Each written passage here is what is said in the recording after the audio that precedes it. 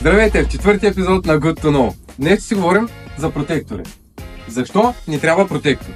Първо, той е непромокаем, т.е. не позволява да влиза влага в матрака, което предотвратява развиването на микроби, акари и всякакви такива неща.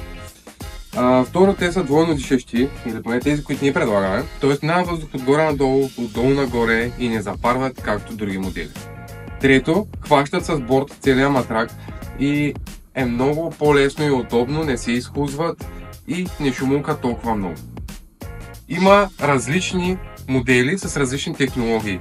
Този е с памук, имаме още един с памук, бамбук, тенсил, iSleep предлагат с бамбук и евкалипт. Има разлика в височината, нещо, което също трябва да се съобрази. Dream-On хващат 18 до 25 см, а iSleep хващат до 35 см височина на матрак.